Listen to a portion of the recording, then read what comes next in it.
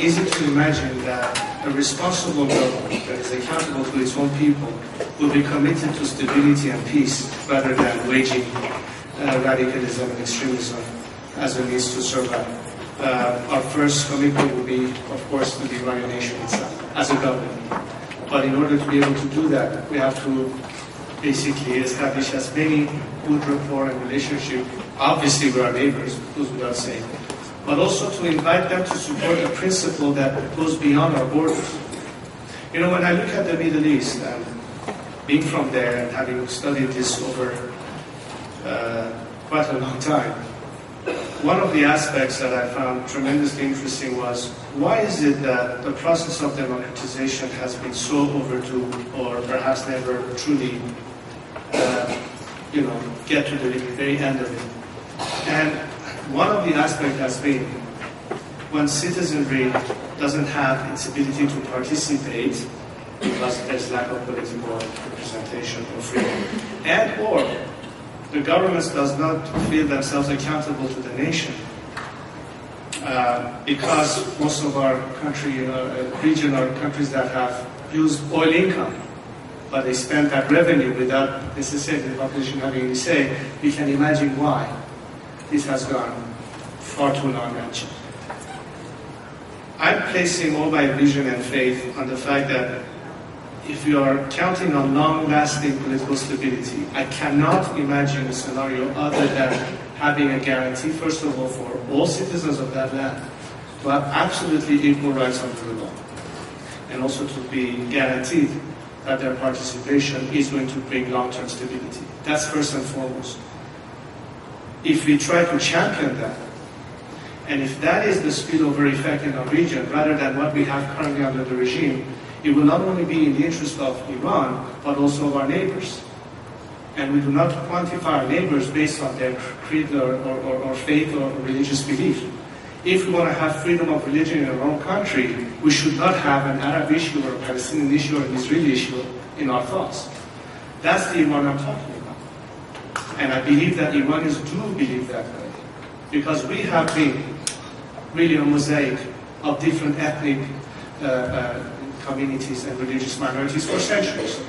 And if we succeed in doing that at home, clearly it will be, I think, a welcoming element for our neighbors. And that's what I think any future responsible government in Iran will have to be dedicated to. And if I have a say in it, that's one of the main principles I will always champion among other things.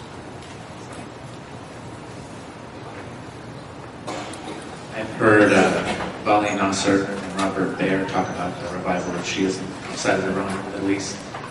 I've even heard stories of Palestinians in the West Bank converting from Sunni to Shiism due to Hassan Nasrallah's rigorous studies there. What security implications, if any, do you think accompany the rise of 12er Shiism in Qatar? What implications do they have on policy? You mean under the current order or under a different perspective? Yeah. Well, as I explained earlier in my speech, that what this regime, entire Rizwan is all about is to export its interpretation of God's law on earth in a very twisted aspect of what I think the Islamic faith calls for to begin with. That is by itself one of the immediate challenges, as opposed to whether there's a rise or drop in the percentage of those who want to move from one aspect of the faith to the other. Because that, to me, is in the realm of people's private choice. It ought not to be politicized, certainly not be used as an instrument, as the regime has been utilizing. Under this current regime, if it is their narrative on how they want the world to be, well, obviously, it's going to be a recipe for disaster. If we're talking about a different circumstance where there'll be freedom for all faiths within the Islamic faith, whether Sunni, Shiites, or what have you, and that has no direct correlation to governance, separation of religion from state, which is exactly what I believe is at the core of our most important challenge to be able to bring democracy in Iran. Without that separation, we cannot have democracy. If that is managed properly, the issue of religion is not going to be a factor. Under the current regime, it is a very critical factor, particularly when it's so twisted and interpreted in a particular way. Unfortunately, at the expense of the majority of Muslims, particularly Iranians, but under the vision of a few that have a very distorted vision of it.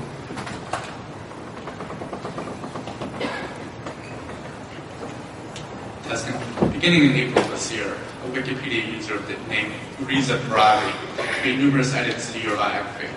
Did you make those edits, and what do you think is an inherent conflict of interest in editing your own Wikipedia article? I'm sorry, can you repeat the question? Did you edit your own Wikipedia article, and do you think that presents a conflict of interest? No, first of all, I don't think that Wikipedia allows for the people who are themselves featured to have any right to edit other people who are editing. So I didn't have anything to do with it.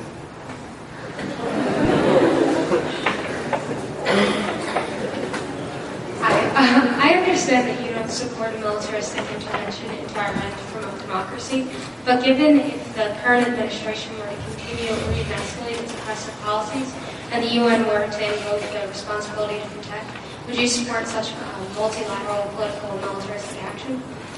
I don't see any scenario under which I could plausibly or possibly be supportive of any kind of military intervention. And let me give you the reasoning behind it. Look, I believe that the process of change can occur at the hand of the people themselves, as I stated before. There is a window of time where the world can invest and give a chance for that process to succeed. What I'm saying to world leaders is that it will be historically criminal for you not to give the Iranian people themselves a choice before you want to exhort other scenarios. As such, you have to also understand that one of the critical components for the success of a non-violent movement within Iran is that it will not be able to achieve success without the tacit participation and collaboration, if not all, but the majority of the existing coercive forces of the regime, meaning the Revolutionary Guards, meaning elements of the Basij, and so on. Now, how can this happen? A, they have to see that they have an exit strategy, that tomorrow they will have a place in tomorrow's Iran. They will not have to go down with the sinking ship that this regime is. There has to be offered amnesty, there has to be national reconciliation. And that has to be the willingness of an entire nation to move on and forgive for the sake of peace, for the sake of transition in a peaceful way to a different political situation. Number two, they have to feel confident that the world is not going to threaten our country, because then they'll be forced in a position of defense and we lose them as allies. And third, it is inconceivable to not to offer a scenario and an exit strategy, especially when we know that the regime is constantly telling them that you have no other choice but to stick to us to the very end. The signals coming from the outside, well, is very important in that. Because if they understand, and believe me, many of them are right now on the fence, edging. There are commanders in the military, in the IRGC and others who are just waiting for the moment to see when it is time to jump ship and join the opposition. They can take the initiative, they are too far scrutinized, and they have to be able to read the tea leaves. If there's a serious will by the international community to help the Iranian citizens, I think that transition can happen much faster, and you don't even have to resort to war and conflict from the outside to remedy the situation.